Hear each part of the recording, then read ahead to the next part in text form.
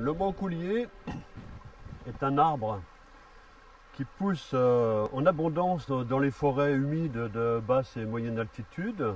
Il est pré-européen, c'est-à-dire qu'il a été introduit par les ancêtres des Kanaks. Alors pourquoi? Eh bien c'est pour s'éclairer. En anglais, le bancoulier se dit le candle nut tree. C'est l'arbre qui produit, dont on fait des chandelles avec les noix. Effectivement, les amandes sont enfilées les unes sur les autres sur des axes et en allumant l'amande qui est très chargée en graisse, l'amande terminale, le feu se communique progressivement jusqu'à la dernière et ça peut, la flamme, la torche peut durer toute la nuit. Donc était très utilisé dans les grottes ou dans les cases. Malheureusement, ça fait une fumée très noire, avec beaucoup de suie. Et il faut savoir aussi que le bancoulier donne des noix qui donnent donc ces fameuses amandes qui sont toxiques. Elles peuvent se manger, elles ne sont pas du tout amères, mais il ne faut pas en manger plus d'une ou deux. Sinon, elles brûlent le tube digestif. On peut se retrouver à l'hôpital.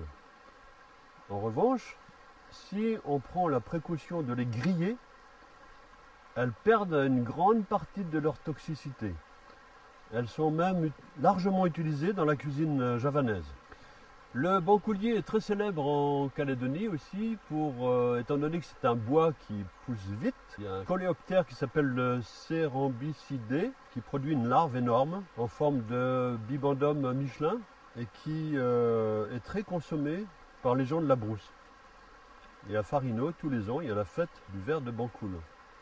Donc le ver, c'est pas un ver, hein, c'est une larve qui se développe à l'intérieur du bois et du bois mort bien sûr, hein.